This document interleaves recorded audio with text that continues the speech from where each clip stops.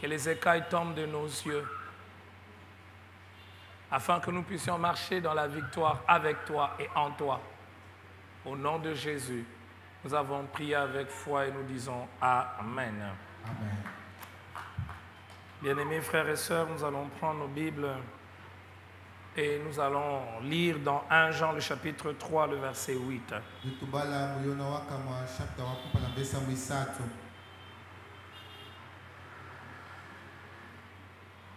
J'espère que vous avez tous apporté vos Bibles. C'est important pour le chrétien d'avoir sa Bible.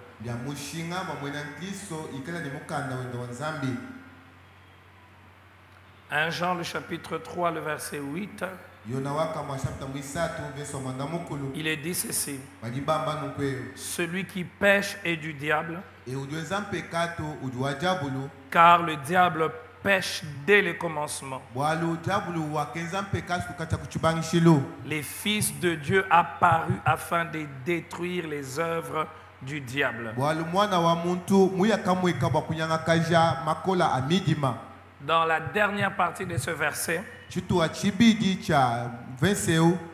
l'écrivain nous présente l'une des choses que Jésus fait ou que Jésus accomplit. Il détruit. Il anéantit. Il rend nul les œuvres du diable. Ce texte nous montre également que le diable a des œuvres. Il produit des choses. Il produit certaines réalités que deux fois plusieurs personnes vivent dans l'ignorance totale des œuvres et de l'action de Satan.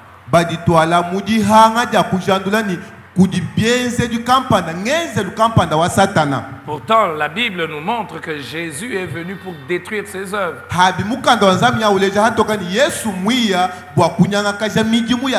Donc Jésus lui-même ne les ignore pas. Ce texte biblique est le résumé de tout ce que nous allons voir tout ce mois.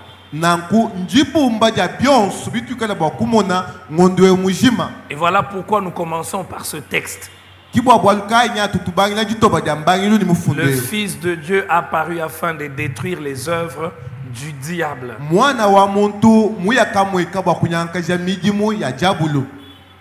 Il y a d'une part le Fils de Dieu, ce qu'il accomplit, mais il y a aussi les œuvres du diable. Ce matin, ce soir, vous allez permettre que l'on parle un peu plus des œuvres du diable. Non pas pour le mettre en avant, mais par contre, pour exposer ses œuvres et surtout pour nous démontrer la grandeur de Jésus-Christ qui détruit toutes ses œuvres. Il n'est donc pas inactif. Plusieurs pensent que le diable est inactif. Ce n'est qu'un concept utilisé dans les églises pour effrayer les gens et pousser les gens à vivre d'une certaine manière.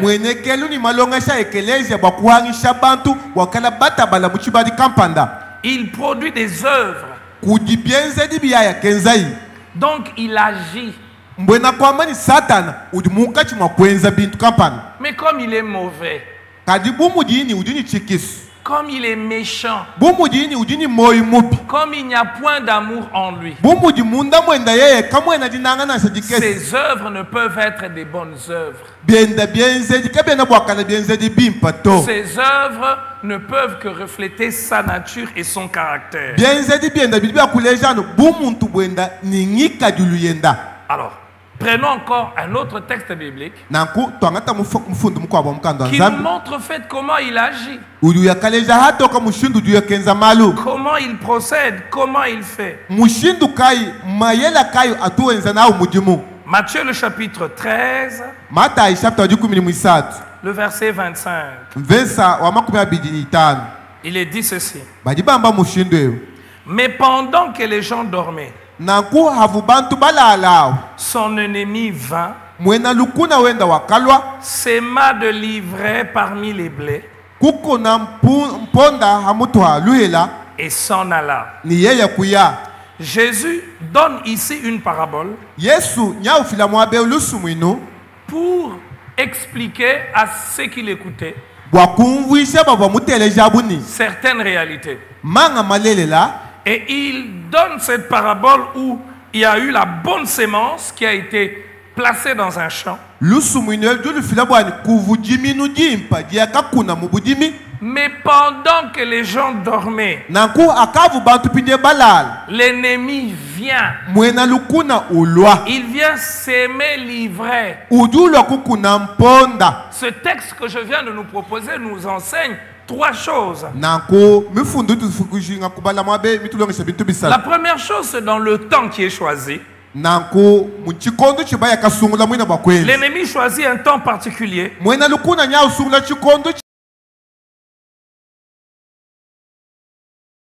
N'est pas éveillé.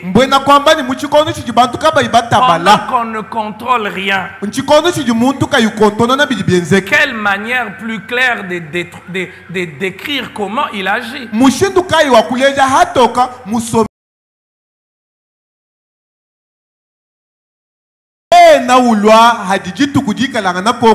Il vient quand il fait sombre, quand il fait obscur. Il vient quand notre niveau d'attention a baissé.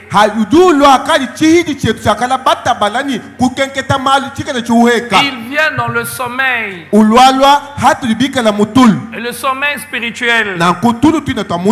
Pourquoi? Parce qu'il n'aime pas être démasqué. L'ennemi de nos âmes n'aime pas être démasqué. Il aime agir dans le noir. Deuxième chose que ce texte nous apprend. On peut même faire rentrer à la première chose pour nous faire comprendre que quand nous parlons des œuvres du diable ce soir,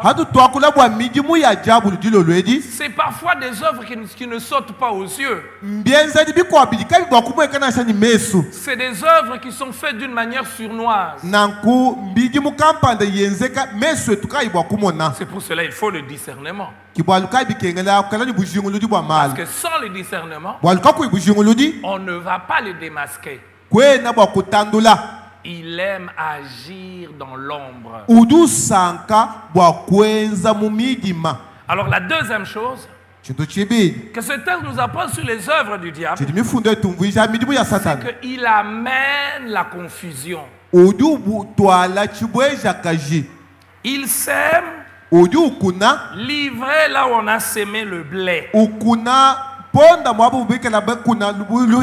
Et il semble qu'au début, quand l'ivraie croît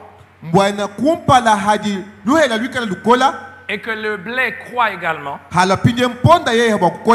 c'est pas facile de démasquer. C'est pas facile de distinguer. Frère, j'aimerais que nous puissions comprendre ce soir que tout ce mois, nous allons aborder un sujet important. Il sème, il amène la confusion. Pour quel but?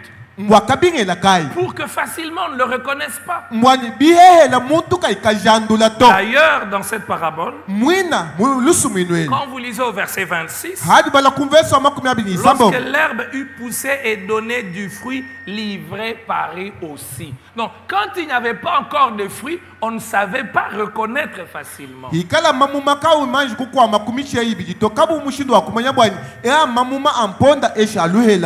Si on n'a pas le sens de discernement et si on n'est pas suffisamment enseigné dans nos églises, on peut même attribuer à Dieu les œuvres du diable.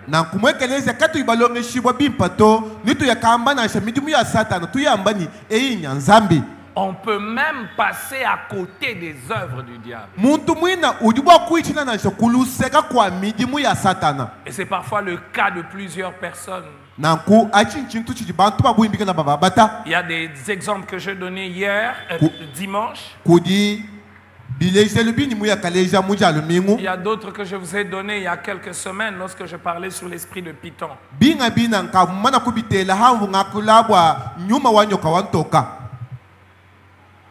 Comme il est dans la confusion, il peut même faire que certaines choses qui ont une apparence normale à nos yeux, mais en réalité il est derrière cela.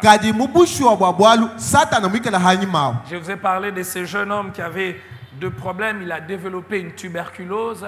On a donné tous les traitements et ça ne répondait pas. On pouvait classer dans les tuberculoses qui résistent.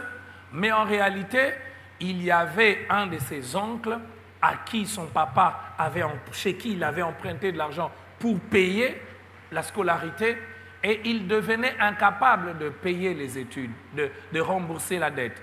Et le papa va dire, l'oncle va dire, comme tu ne veux pas payer ma dette, tu vas voir alors ce qui va arriver. Et l'enfant a commencé à développer de la tuberculose. On a donné tous les traitements, ça ne répondait pas. Quand un des amis de cet enfant a révélé, parce qu'il connaissait l'histoire, l'infirmière qui était chrétienne a prié avec l'enfant. Ils ont commencé à prier et pendant qu'ils priaient, l'enfant a commencé à réagir positivement au traitement.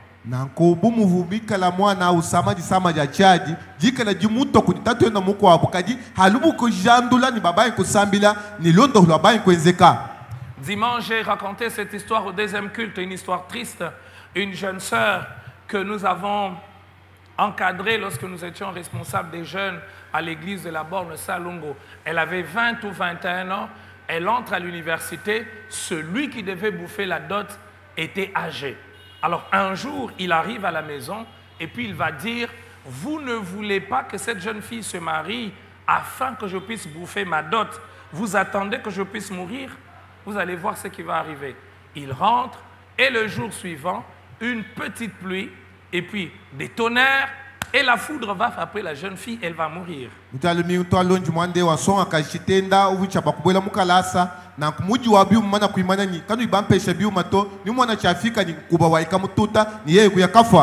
Bien-aimés frères et sœurs.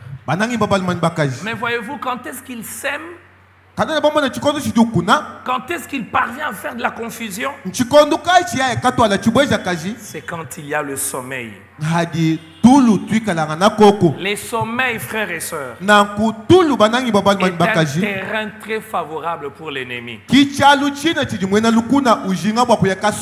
Il est spécialiste dans l'utilisation du sommeil. Un peu de distraction, un peu de sommeil et il entre et il crée de la confusion. Des choses arrivent et vous ne savez pas. Vous pensez que c'est normal, vous pensez que c'est biologique, vous pensez que c'est d'ordre de caractère, mais en réalité, ce n'est pas un problème de caractère. Vous pensez que c'est un problème qui va se résoudre en faisant des réunions, vous pensez que la réunion va résoudre, mais ça ne résout pas.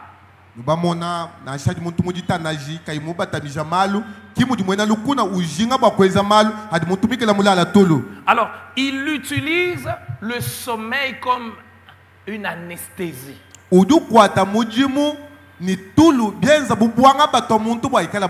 Pour amener, pour opérer sur les vies, sur les familles, sur les nations, sur les églises, même sur les destinées.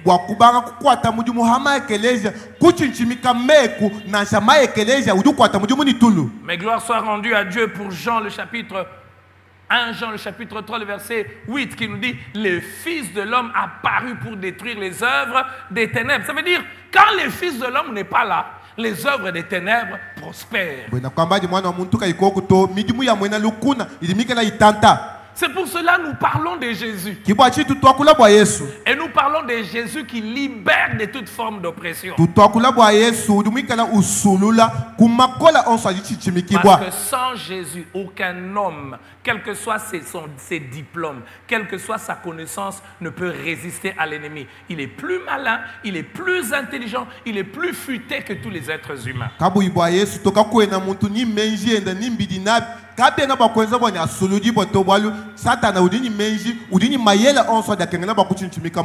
Quand les gens dorment, c'est la nuit. Ils utilisent l'obscurité de l'ignorance pour attaquer les vies, pour attaquer les familles, pour attaquer les destinées.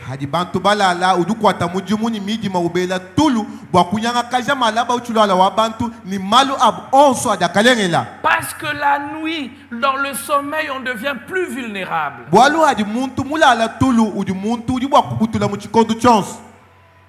Es-tu endormi?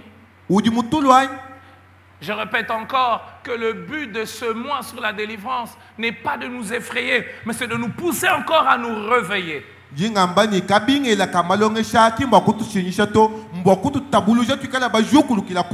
Afin que nous ne puissions pas vivre comme des inconscients. Que nous puissions savoir que notre ennemi rôde comme un lion. Il rôde comme un lion avec un objectif, cherchant qui dévorer. La troisième chose que ce texte nous enseigne,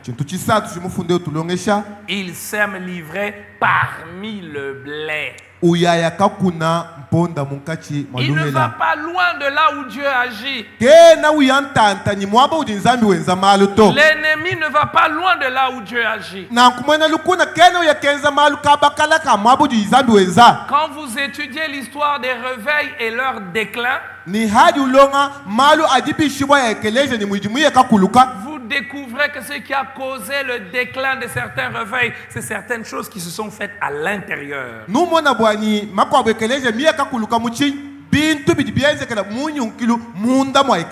Parce que quand il ne sait pas vous détruire de l'extérieur, il va entrer à l'intérieur. Donc frères et sœurs, nous sommes remplis du Saint-Esprit. Si nous sommes enfants de Dieu, mais nous ne devons pas être ignorants, il n'est pas loin de nous.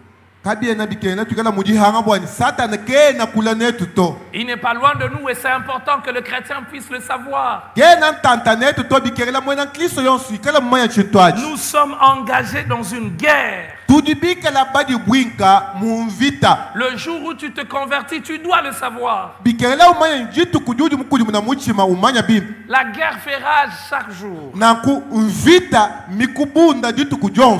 Nos beaux yeux ne peuvent rien. Non, il faut que nous soyons en Christ.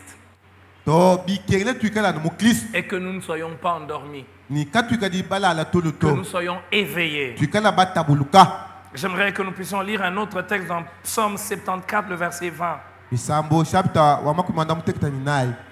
Le psalmiste fait cette requête. Il dit, aie égard à l'alliance. Car les lieux sombres du pays sont pleins des repères des brigands. Les lieux sombres du pays. Car les lieux sombres du pays sont pleins des repères des brigands. Bien-aimés frères et sœurs, là où il y a les brigands ne vont pas partout. C'est comme ça que la plupart des brigands n'opèrent pas la nuit, la journée. Quelques-uns rarement opèrent la journée. Et quand les brigands opèrent la journée, c'est généralement un signe que l'anarchie est totale.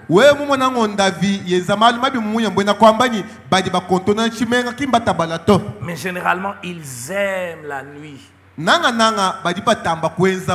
les lieux obscurs. Ainsi, frère, Quand nous entretenons l'obscurité dans nos cœurs et dans nos vies, ça devient un peu comme les lieux sombres du pays dont parle le psalmiste ici. Les lieux sombres du pays deviennent des repères des brigands. Il vient s'aimer quand? La nuit, quand les gens dorment. Et les lieux sombres du pays deviennent quoi? Les repères des brigands. Il aime les lieux sombres, il aime les lieux obscurs. Et c'est quoi le lieu sombre? C'est le lieu où le mal est entretenu. Le lieu où le péché domine. Quand nous laissons des lieux sombres dans notre vie, ça devient le repère des brigands. Ça devient le cadre propice dans lequel il va venir et il va agir. Et on ne parle pas d'un brigand, les brigands. Et vous le savez, l'ennemi de nos âmes, il n'est pas seul. J'aimerais vite vous rassurer avant d'aller loin. Le diable n'est pas l'adversaire de Dieu. Non, il ne peut pas être adversaire de Dieu. Ils n'ont pas le même niveau. Le diable est une créature, Dieu n'est pas une créature. Ce n'est pas Dieu et puis de l'autre côté le diable. Non. J'aime ça qu'un prédicateur disait, ce n'est pas Dieu est le plus et Satan est le moins. Non. Et c'est pour cela que Dieu a toujours l'autorité sur lui. Mais dans sa rébellion, il a toute une organisation. Toute une organisation. Et quand nous laissons les ténèbres et l'obscurité dans nos vies, les péchés dans nos vies, la désobéissance dans nos vies, la compromission dans nos vies, cela devient le repère des brigands. Les repères de son organisation. Et qu'est-ce que les brigands font? Ils détruisent, ils volent, ils tuent, ils ravagent. Frères et sœurs, j'aimerais prendre encore mon temps pour nous expliquer ces choses. Alors que nous commençons ce mois, de telle sorte que quand nous allons parler d'autres choses encore beaucoup plus complexes sur la délivrance, que nous ne puissions pas perdre de vue que si l'homme n'ouvre pas la porte à l'ennemi, le diable n'entrera pas.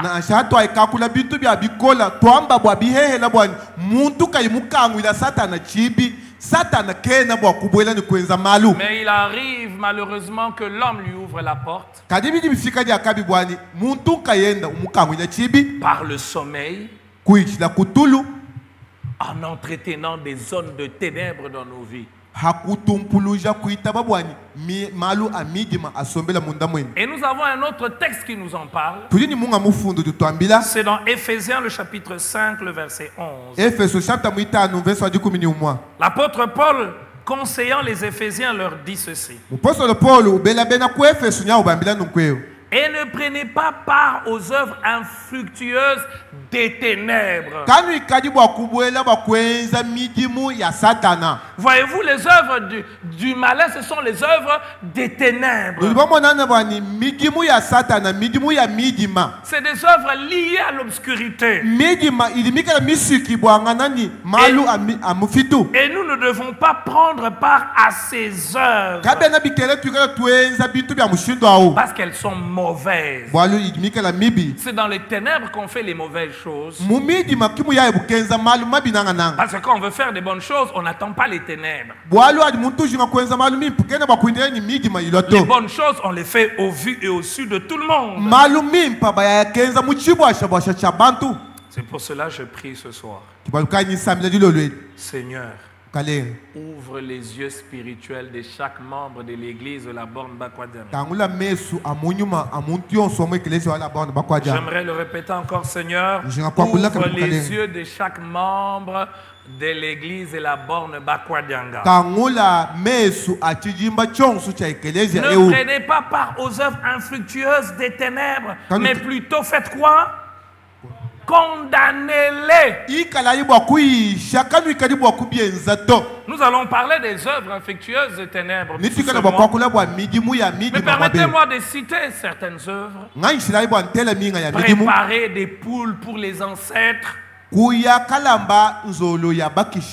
Le chrétien ne prépare pas une poule pour les ancêtres. Parce qu'il n'y a plus de communion entre les morts et les vivants. Le chrétien ne parle pas aux morts. Il ne va pas à la tombe de son père ou de sa mère parce qu'il a des problèmes et il a des difficultés et il va parler à son père et à sa mère. Je vois certaines personnes, quand les êtres chers meurent, ils ont tendance à leur parler. Je comprends peut-être que c'est par ignorance, mais quand un homme meurt, vous ne lui parlez plus.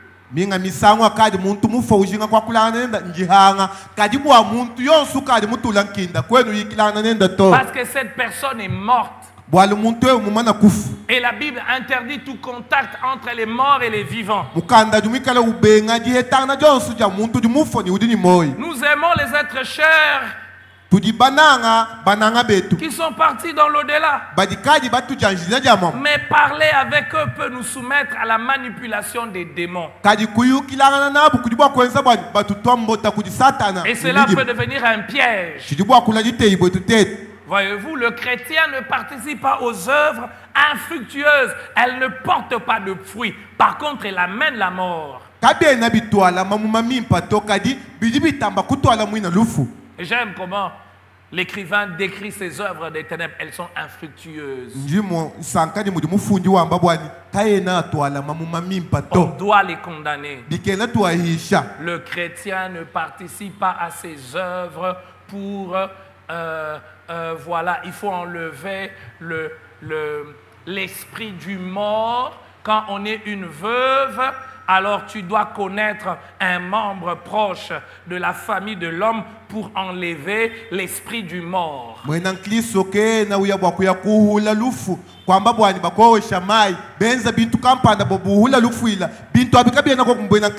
Celui qui fait ça participe aux œuvres des ténèbres, aux œuvres infructueuses. Et parfois c'est la porte d'entrée de plusieurs démons.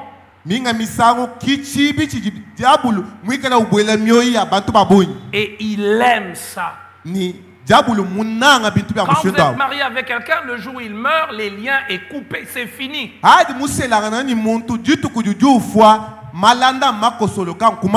il n'y a rien que l'on doit enlever. À moins que vous soyez un pied dedans et un pied dehors. Il y en a même qui auront peur de dormir sur le lit. D'entrer dans cette chambre. Parce qu'ils vont dire, si nous entrons dans cette chambre, voilà, on va voir son esprit ou le monstre ou quelque chose. Le chrétien ne participe pas aux œuvres infructueuses des ténèbres. Il y en a aussi maintenant qui entrent ou qui participent aux œuvres infructueuses des ténèbres en faisant des sacrifices aux esprits. Voilà, tes affaires ne marchent pas. Parce que tes affaires ne marchent pas. Voilà, tu dois donner une chèvre. Je connais, même dans notre église ici, un frère qui est venu me voir. Ses activités ne marchaient pas. Et son père est déjà décédé, je crois. Et l'oncle dit, oui, mais c'est parce que tu ne nous as jamais donné l'argent. toutes les pertes que tu as, c'est parce que tu ne nous as jamais donné l'argent. Si tu commences à nous donner de l'argent, ça va marcher.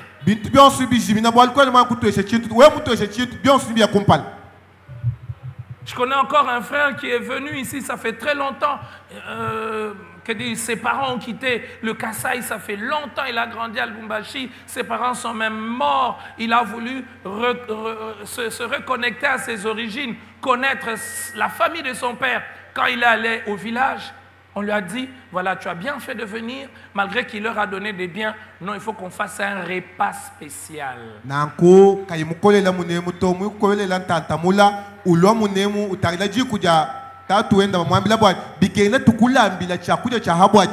Voyez-vous, pour vous qui venez ici et qui participez, ce sont des œuvres infructueuses des ténèbres.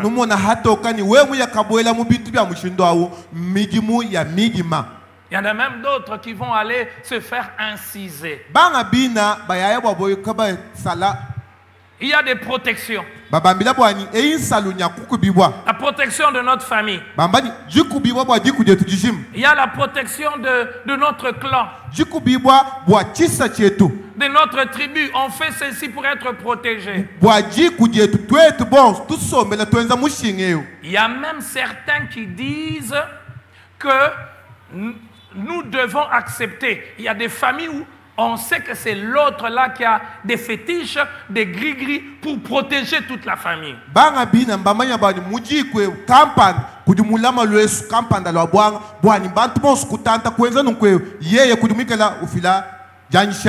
J'ai entendu des histoires comme ça. Le père ou le grand-père décède. Et on cherche, on va dire, qui va prendre le pouvoir du grand-père. Et c'était pourquoi ce pouvoir? Ah oui, mais ce pouvoir, c'était pour protéger et diriger toute la famille. Le chrétien ne prend pas part. Parce que ce sont les œuvres des ténèbres pour lesquelles Jésus est venu amener la destruction. Jésus est venu pour que les œuvres des ténèbres ne fleurissent pas dans nos vies et dans nos familles.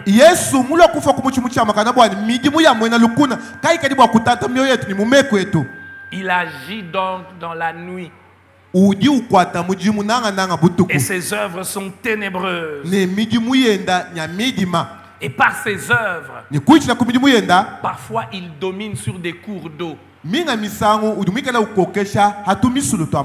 Oui, il y a des cours d'eau dans les villages, dans certains lieux qui ont été soumis aux puissances des ténèbres.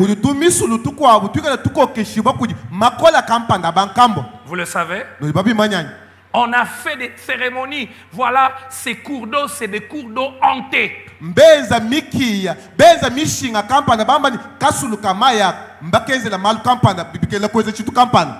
Et vous verrez certaines personnes aller là-bas pour faire des prières, pour parler.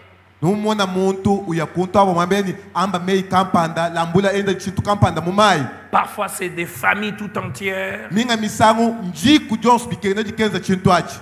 C'est des choses qui caractérisent cette famille parce que quelqu'un, parce qu'un grand-père, parce qu'un ancêtre a décidé que tous mes descendants vont être comme ça. Il reçoit de pouvoir et ce pouvoir se transmet de père en fils. Mais si tu es chrétien et que dans ta famille il y a ces choses-là, tu dois couper, tu dois dire, moi je ne prendrai pas part à ces œuvres infructueuses. Et vous verrez certaines familles, ils ont des réunions annuelles, ils se retrouvent tous et quand ils se retrouvent tous, on tue, on immole des animaux, on leur fait descendre. Ce que je dis, ce n'est pas étrange. Vous savez que ça s'est fait, n'est-ce pas? N'est-ce pas?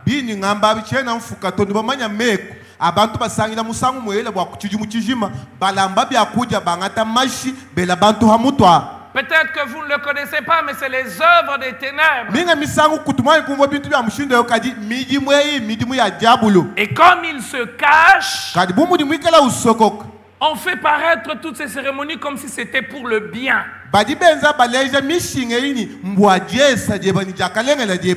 D'autres encore, on fait des pratiques pour qu'ils se marient.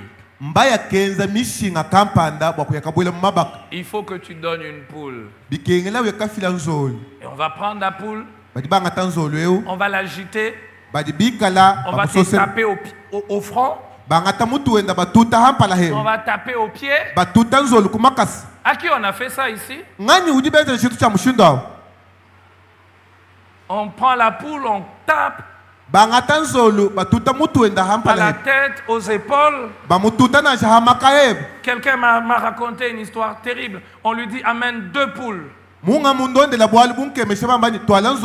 Et on prend la poule. On tape la poule au front et aux épaules et aux pieds. Et on met la poule sur le sol. Et immédiatement la poule va mourir. Bien-aimés frères et sœurs, j'aimerais relire ce texte. Ne prenez pas part aux œuvres infructueuses des ténèbres, mais condamnez-les. Il faut les condamner. Il faut les condamner. Parce que si on ne les condamne pas, elles prospèrent. Donc prenez encore troisièmement, je cite les objectifs un peu en désordre, que ce mois de novembre sur la délivrance, c'est pour condamner les œuvres des ténèbres.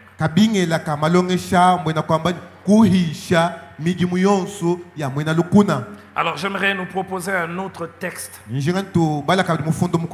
Matthieu le chapitre 12. Chaque texte que je nous propose peut être objet de méditation. Parce que cela nous instruit et cela nous ouvre les yeux. Cela fait tomber les écailles. Matthieu 12, 43 à 45. Là, nous voyons maintenant comment il agit par son royaume et comment nous pouvons reconnaître son action.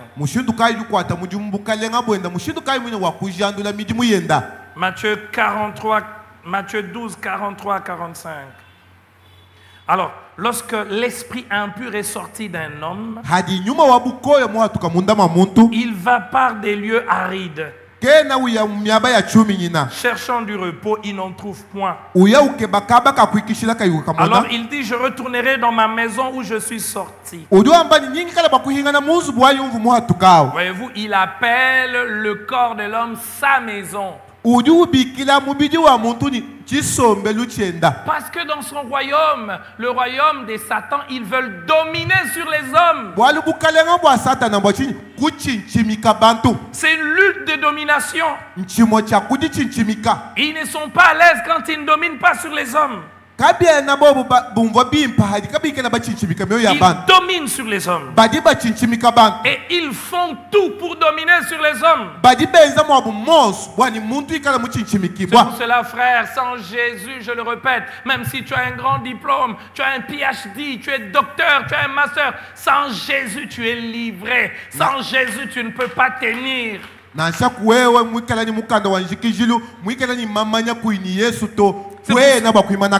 Ne voyons-nous pas des grands professeurs d'université mais dominés par la sorcellerie, dominés par l'envoûtement? Et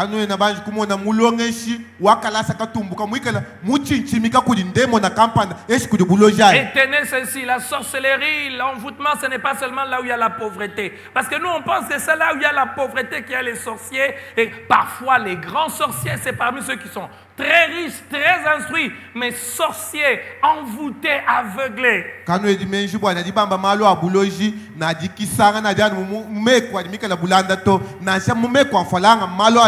Alors, regardez le verset 44. Alors il dit, je retournerai dans ma maison d'où je suis sorti. Et quand il arrive, il la trouve vide, balayée et ornée. Voyez-vous, quand l'esprit impur n'est pas là, la maison elle est propre, elle est ornée. Quand l'esprit de Dieu n'est pas là, la maison elle est propre et elle est ornée.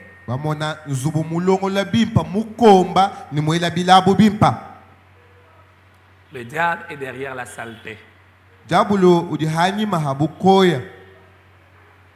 Le diable est derrière le désordre. Voyez-vous? On précise pour dire qu'il la trouve vide, balayée et ornée. Elle est propre, cette maison. L'homme dans lequel le mal, les œuvres des ténèbres ne prospèrent pas, ne dominent pas, cet homme est propre. Il y a de l'ordre dans sa vie. Et remarquez, quand le diable commence à agir dans la vie de quelqu'un, le désordre s'installe.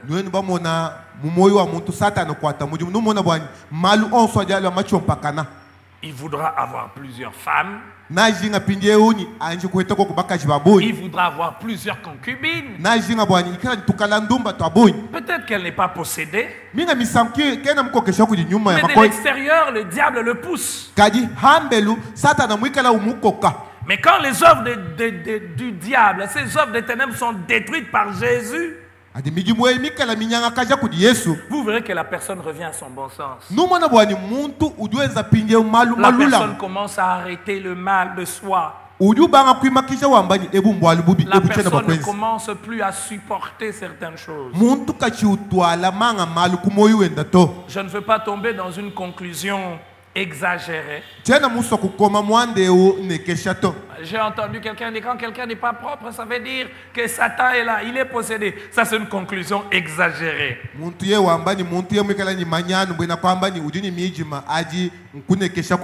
Mais il peut aussi arriver que ça soit un signe. Est-ce que j'ai dit que c'est toujours les signes? Non. Mais comme quand il vient, il amène le désordre. Il n'aime pas la propriété.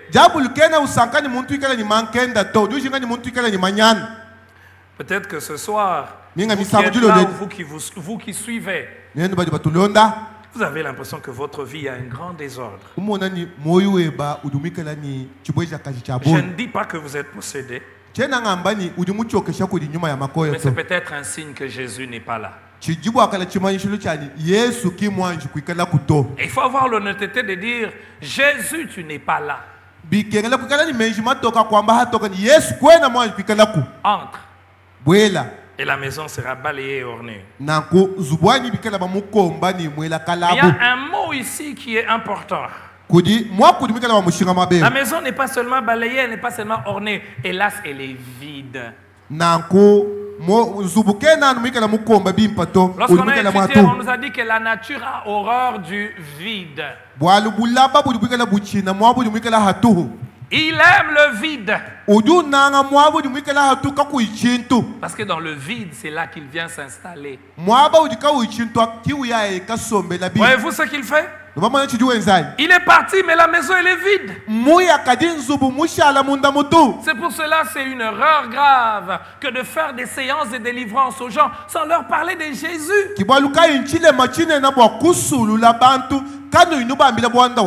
Et après avoir chassé les démons chez quelqu'un, et puis on le laisse comme ça, on ne l'amène pas aux affermissements, aux leçons basiques. Et c'est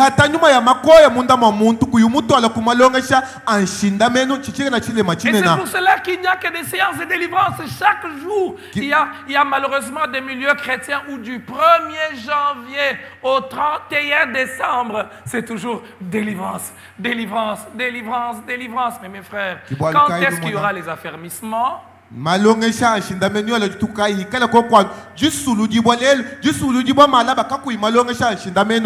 Lorsque l'on fait ainsi, on laisse la maison propre, c'est vrai, elle est balayée, mais elle est vide. Mais quand la maison est vide, il va entrer encore. Et c'est ce qui arrive parfois à ceux qui ont donné leur vie à Jésus, ceux qui ont manifesté la volonté de donner leur vie à Jésus dans des campagnes d'évangile. J'ai dit manifester la volonté. Voilà, il s'est avancé, mais ce n'est pas tout. Après, on doit l'enseigner parce que la maison ne doit pas rester vide. C'est pour cela que les enseignements sont une bénédiction pour l'Église. L'Église n'est pas bâtie sur les émotions, les sentiments, je ressens, je sens ceci. L'Église est bâtie sur l'enseignement. L'enseignement de la parole, c'est comme la lumière. La lumière chasse les ténèbres. C'est pour cela que le diable n'aime pas les enseignements dans une église. Vous le savez? Il combat les enseignements. Parce que là où il y a l'ignorance, il y a les ténèbres. Et là où il y a les ténèbres, ça devient le repère des brigands.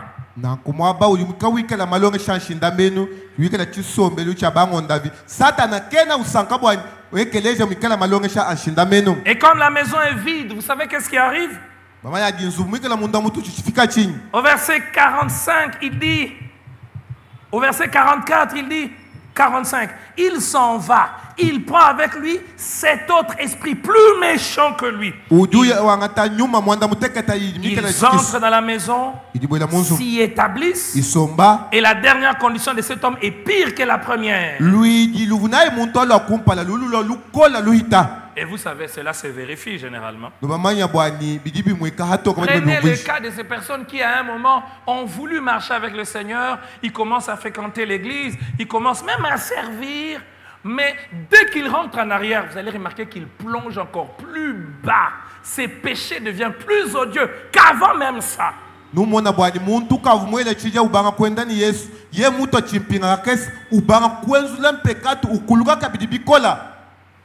C'est pour cela, frère, la maison ne doit pas rester vide. Parce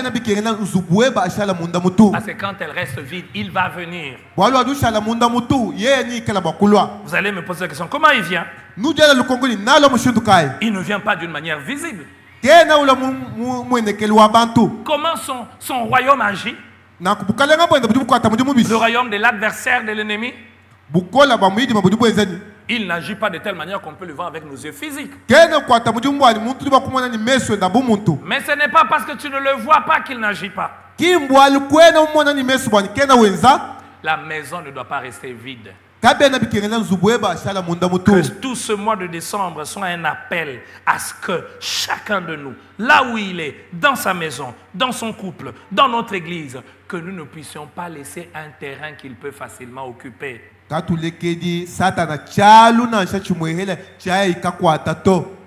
Luc le chapitre 11 nous en parle également. Luc 11 le verset 24. Il est dit ceci. Lorsque l'esprit impur est sorti d'un homme, il va dans des lieux arides pour chercher du repos. N'en trouvant point, il dit, je retournerai dans ma maison où je suis sorti. Il veut habiter dans l'homme. Pourquoi? Parce qu'il veut dominer. C'est pour cela, frère, ceux qui sont sans Christ, je répète encore, je ne veux pas dire que tous sont possédés. Parce que la possession à ce moment-là, il entre dans l'homme. Mais s'ils ne sont pas possédés, même sans se rendre compte, ils sont un peu contrôlés par Satan. C'est pour cela, frère, il y a un bonheur d'appartenir à Jésus. La différence entre moi qui appartiens à Jésus et celui qui n'appartient pas à Jésus, c'est que moi qui appartiens à Jésus, je suis libre.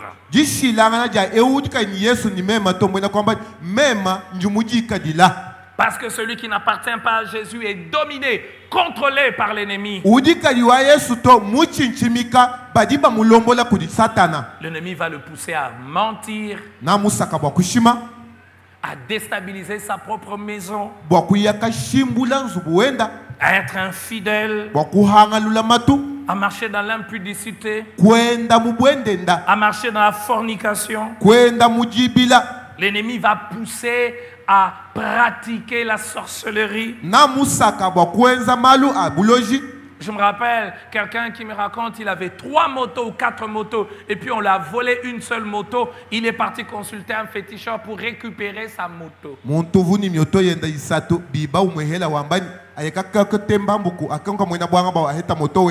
Et le monsieur va lui dire, ok, voilà ce que tu dois faire. La nuit, va à tel cimetière, cherche la tombe d'une jeune fille. Et puis, il est allé là chercher la tombe et il a trouvé une bouteille. Et dans la bouteille, il y avait du vin. Il avait amené cette bouteille ici, on avait brûlé la bouteille.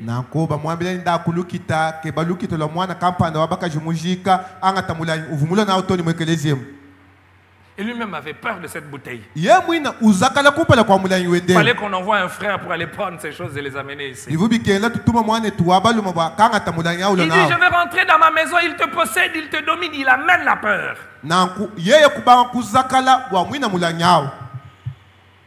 Et la première fois de ma vie, quand j'ai assisté à une délivrance, c'était à la Borne Salongo. En diagonale, il y avait une église à un moment. Alors un jeune homme qui était allé au polygone Miba pour avoir les diamants, pour avoir cette richesse, avait fétiché.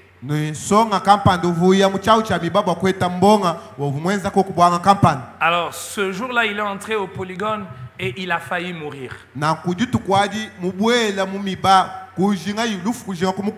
Les gardes miniers ont tiré et une de balles est passée pas très loin de sa tête. Et saisi de peur, il est venu. Il a commencé par l'église qui était en diagonale. Et ce jour-là, le pasteur n'était pas là. Il a raconté l'histoire aux serviteurs qu'il a trouvé là-bas. Ils lui ont dit, le pasteur n'est pas là aujourd'hui.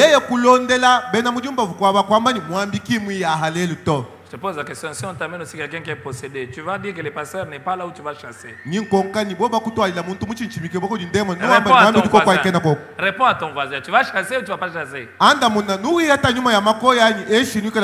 Il va traverser, et je bénis le Seigneur pour cet aîné, pour ceux qui ont été avec nous à la Borne Salongo. Il y avait le frère Freddy, il était lancé.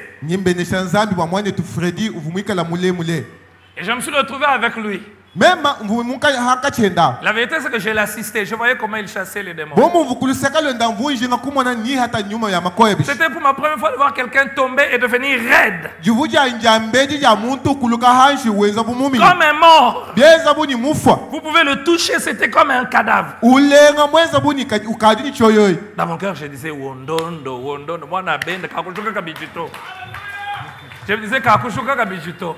Parce qu'on a prié pour lui, il est tombé. À l'époque, moi je voyais cela loin. Dans nos églises de la Borne, c'est la parole. Et là, alléluia. Amen. Attention frère, je ne sais pas pourquoi ça me vient en tête. La parole doit être annoncée avec la puissance du Saint-Esprit. Avec la puissance du Saint-Esprit. Lorsque la parole est annoncée sans puissance, c'est un indicateur parfois que ceux qui la prêchent sont incrédules ou ceux qui la prêchent vivent dans la compromission.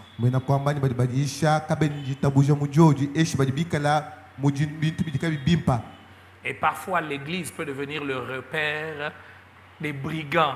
Alors qu'on prêche la parole, mais le lieu, c'est les brigands. Il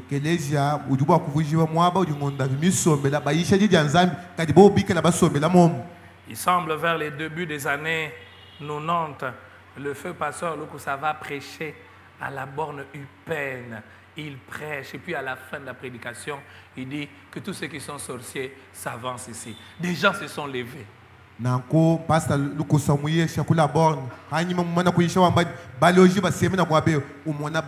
quelqu'un qui était prédicateur voulait retenir une jeune fille. Il dit non, est-ce que tu as bien entendu l'appel? On dit les sorciers. La jeune fille a répondu oui, je sais, j'ai compris. Elle s'est avancée.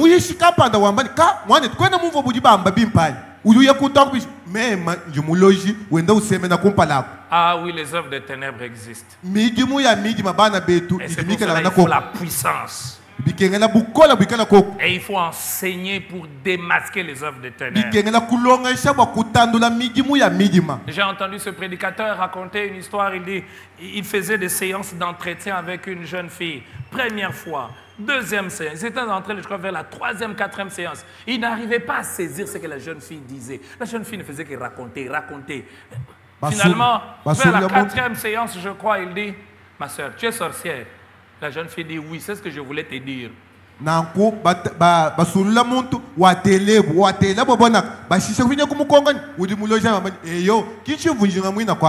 Alors, je reviens à l'histoire que je vous racontais. Le monsieur est tombé, on a prié. Et puis le frère a commencé à dire, tu pars au nom de Jésus. Et puis après, il a dit, lève-toi. Celui qui était mort s'est levé. Bien-aimés frères et sœurs, en 2009, Je le dis partout, ça a été l'une des retraites qui m'a marqué toute ma vie. J'étais encore responsable. Je vais m'arrêter là parce que on va continuer vendredi. On ne sait pas faire jeudi, vendredi, pourtant c'est un thème important. On n'a jamais eu tout un mois ici où j'ai enseigné sur la délivrance. En 2009, on a une retraite que je ne peux pas oublier. J'étais responsable des jeunes, j'ai vécu des phénomènes, on a vécu des phénomènes qu'on lisait dans les livres, mais on n'avait pas forcément les voyez. J'ai vu le Saint-Esprit descendre sur des frères et ils se mettent à prophétiser. J'ai vu aussi des véritables repentances. Pendant qu'on priait, personne n'imposait les mains à quelqu'un. Une jeune sœur qui était à la chorale. C'est pour cela que c'est important parfois que ceux qui doivent servir dans le département passent par l'intercession, passent par des moments de prière. Elle était à la chorale, elle chantait avec nous. Elle tombe. Elle commence à se tordre comme un serpent. Je vous dis, à l'époque, je ne connaissais pas ce que je connais aujourd'hui dans la parole de Dieu. Elle faisait vraiment le mouvement de serpent. On l'a chassé. Et visiblement, les démons ne partaient pas. On l'a réveillée. On a prié pour qu'elle revienne. On a commencé à lui poser des questions. Qu'est-ce qui se passe? Quel est ce péché dans ta vie? Qu'est-ce qui se passe? C'est pour ça que la cure d'âme, elle est très importante. Parfois, il n'y a pas de délivrance en cure d'âme. Elle va raconter une histoire. Et je veux dire, ce jour-là, quand j'avais entendu ça, j'avais décidé dans mon cœur, quand j'aurai des enfants, je ne les enverrai pas n'importe où chez quelqu'un. Sans me rassurer de la spiritualité de cette personne. Que des enfants étaient détruits parce qu'ils ont été envoyés quelque part. Alors, elle m'a raconté qu'ils sont partis en vacances chez un oncle. Et là, elle rencontre une cousine. Une femme, sa cousine une femme, et sa cousine va avoir des relations sexuelles avec cette fille. Première expérience sexuelle de cette jeune fille, c'était sa cousine. Qui va la connaître physiquement. Et son problème a commencé là. Et quand on étudie, on regardait maintenant son histoire, quand on réexamine son histoire, après, elle n'arrivait pas à avoir une relation amoureuse stable.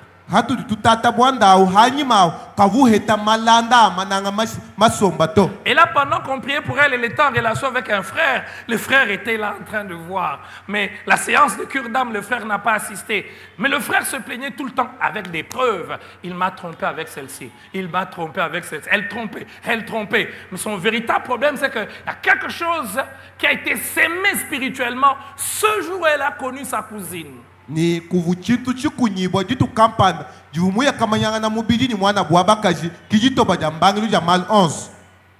Pendant cette retraite, elle a été délivrée. Aujourd'hui, elle est mariée à Kinshasa, mère des enfants. Jésus est apparu pour détruire les œuvres des ténèbres. Alors, ces jeunes hommes-là, ça c'était avant 2009, j'ai appris ce jour-là. Et vous savez, j'avais un peu peur, comme on disait, attention, quand tu chasses les démons peuvent entrer en toi. Quand tu pries pour quelqu'un qui a mal à la tête, tu peux aussi avoir mal à la tête. Attention, alors j'ai quitté cet endroit avec la peur.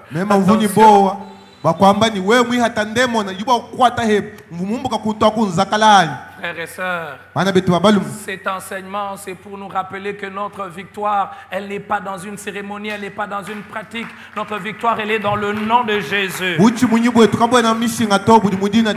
œuvres des ténèbres existent, c'est vrai. Mais Jésus les détruit. Il peut détruire toutes les œuvres des ténèbres qui retiennent captive une famille, qui retiennent captive une église. Jésus est capable de détruire toutes les œuvres des ténèbres. Les œuvres des ténèbres même qui retiennent les finances de quelqu'un. Cette semaine, j'ai entendu une histoire triste. Quelqu'un qui invite une autre personne pour l'aider dans ses activités. Et cette personne est venue avec un serpent. Cette personne a habité dans la maison de cette personne avec un serpent. Et les activités de cet homme sont tombées. Le jour où on découvre les serpents, on tue les serpents, la personne fuit. Ah oui, il y a des pertes normales. Mais parfois, il y a aussi des difficultés financières qui n'ont pas un soubassement normal. Alors, si tu restes avec un esprit cartésien et que tu dors, c'est le premier texte qu'on lit, quand tu dors, il est déjà venu s'aimer le blé. Toi, tu crois que non, le marché, il est difficile, c'est compliqué. Non, le marché n'est pas difficile. On est venu s'aimer quelque chose. Je ne sais pas si Papa Roger est là. J'ai vu Papa Roger ou Papa Richard, ils sont là. Papa Richard est là. Je ne sais pas s'il se rappelle un jour là, on est venu jeter quoi 1% ici dans un sachet. Et les gens disaient que c'était les fétiches, c'était pas normal. Frère, il arrive même que des gens, ils font des choses aux portes des gens, on jette des histoires. Ici, on avait jeté 1%. Hein. Et on avait jeté, bon, je ne sais pas si c'était le fétiche, si c'était pas le fétiche, mais peu importe ce que c'était, nous, on a seulement pris, on avait mis ça à la porte, je crois, au mur devant. Mais peu importe ce que c'était, on a pris, on a jeté, je crois qu'on avait jeté dans les toilettes, on avait jeté quelque part. Mais peu importe, parce que quand vous n'êtes pas éveillé, que vous dormez, parfois on va faire des trucs. J'ai raconté ce dimanche cette histoire, je vais m'arrêter là.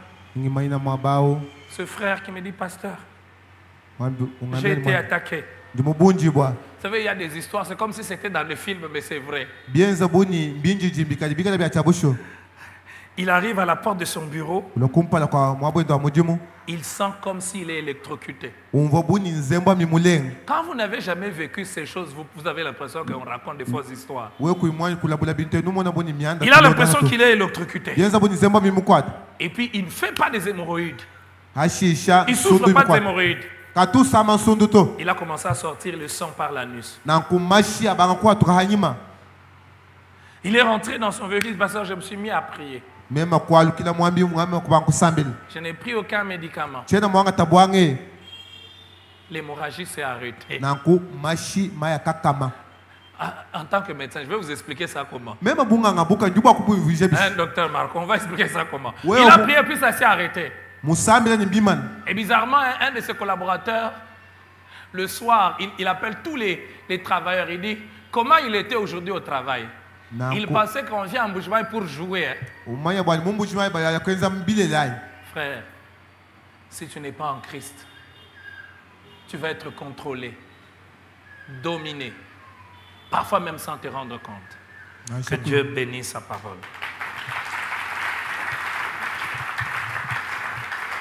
Je vais demander qu'on ait beaucoup de temps. Pendant tout ce mois, on va prêcher pendant même 1 heure. Hein. Je commence en retard. Vendredi, on va commencer à 17h juste. On commence